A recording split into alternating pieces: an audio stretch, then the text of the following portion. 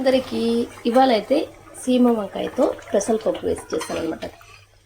పప్పులాగా సూపర్గా ఉంటుందండి. ఈ సీమ వంకాయకి పెసరపప్పు వేసి చేసాను. సూపర్ టేస్ట్ అనమాట. అయితే కొంచెం చిక్కపడాలి.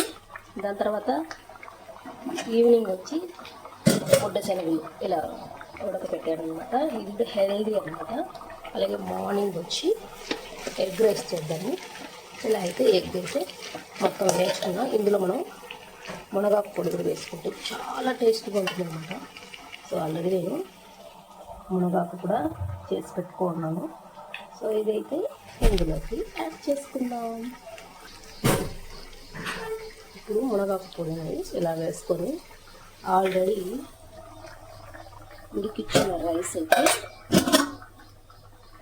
ఎగ్లోకి యాడ్ చేసుకుందాం. సూపర్గా ఉంటుందండి.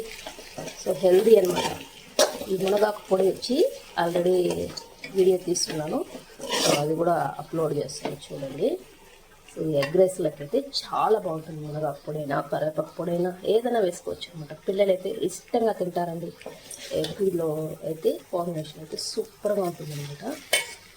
అలాగే ఇంకా పప్పుకైతే వడియాలు చేస్తాను అనమాట. మా బాబు వడియాలు లేకపోతే అసలు ఏదో ఒకటి నంచుకోవడానికి ఉండాలన్నమాట.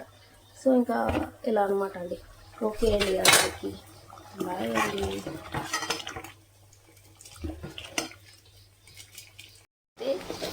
రైస్ని మొత్తం ఇలా కలుపుకొని ఎగ్లోకి చాలా టేస్ట్గా ఉంటుంది.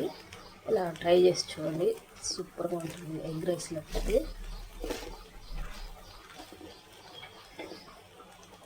సో అదనమాట అండి ఇవాళ రెసిపీ.